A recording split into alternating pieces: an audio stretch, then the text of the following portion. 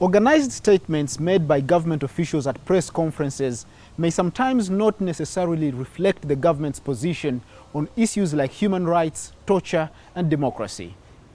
President Museveni has himself made remarks that condemn torture, but he has also sometimes seemed to endorse high-handed treatment of those he deemed to be threats to public security. Case in point is this statement while referring to security forces who had beaten Robert Kyagulanyi, a then opposition MP representing Kyadondo East.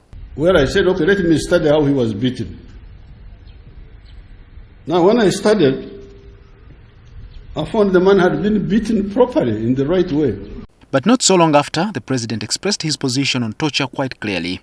Don't beat people. Don't beat members of the public.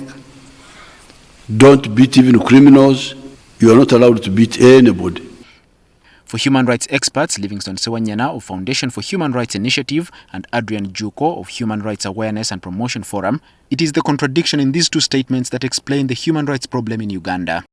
So why is torture persistent in Uganda? At a level of public policy, there seems to be a divided approach to the question of rights.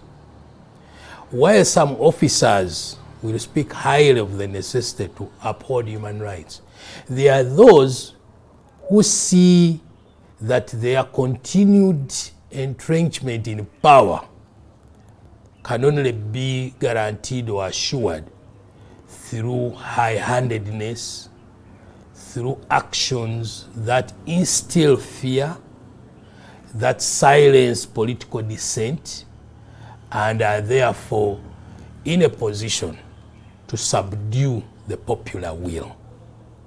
Dr. Livingstone Sewanyana says that FHRI receives over 1,000 cases of human rights complaints, including torture, every year. Most of these cases are referred to Uganda Human Rights Commission for redress. But despite various pro bono interventions, redress remains out of reach for many, and some die awaiting justice. If the judiciary refuses to grant bail to particular persons for particular reasons, what does that mean? So the judiciary is where we're supposed to run. But also, what does it mean if someone goes to court and they get released by court on bail and then they get arrested right on the doors of court? There are cases where delays have taken place because there are no funds to compensate the victim, and the matter is referred to a subsequent year and a subsequent year and a subsequent year. The experts blame, among others, courts working under political pressure, fear and enforced disappearance of witnesses, and delayed compensation of torture victims. Analysts aver that there are good laws to prosecute human rights abusers, but they are largely failed by implementation. The president, as the commander-in-chief, the person who appoints everyone, the person who is responsible for implementing this whole structure, can't come out and start pleading with security forces not to do torture.